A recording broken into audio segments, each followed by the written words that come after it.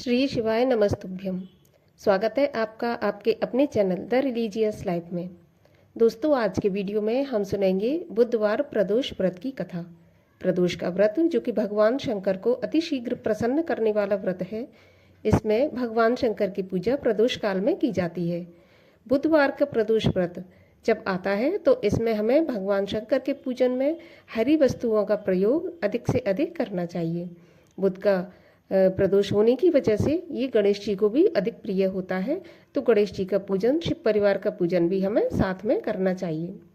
तो चलिए अब हम सुनते हैं बुधवार प्रदोष व्रत की कथा। प्राचीन काल की कथा है। एक पुरुष का नया नया विवाह हुआ था।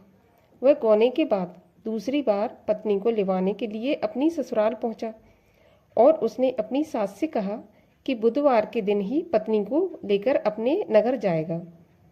उस पुरुष के सास ससुर ने, साले सालियों ने उसको बहुत समझाया कि बुधवार को पत्नी को विदा कराकर ले जाना अशुभ माना जाता है, ये शुभ नहीं होता है।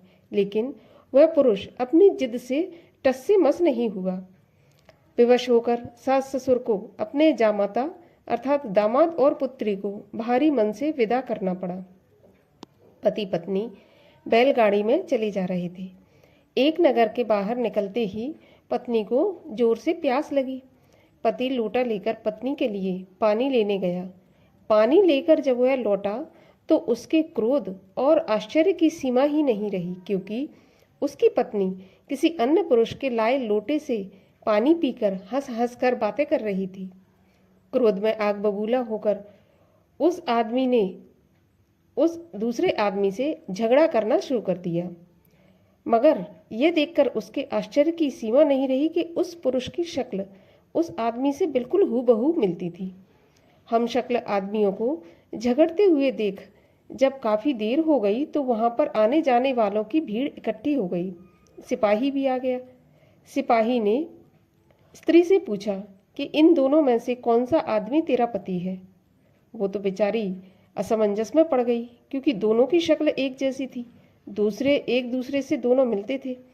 बीच राह में अपनी पत्नी को इस तरह लुटा देखकर उस पुरुष की आंख भर आई।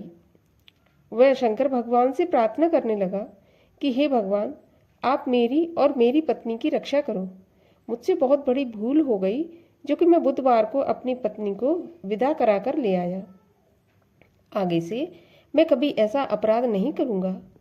उसकी यह प्रार्थना जैसे ही पूरी हुई कि दूसरा पुरुष अंतर्ध्यान हो गया अर्थात गायब हो गया, और उस दिन के बाद से पति पत्नी नियम पूर्वक बुधवार के प्रदोष का व्रत रखने लगे। इस प्रकार बुध प्रदोष की व्रत कथा यहीं पर समाप्त होती है। बोलिए शंकर भगवान की जय, गणेश जी महाराज की जय।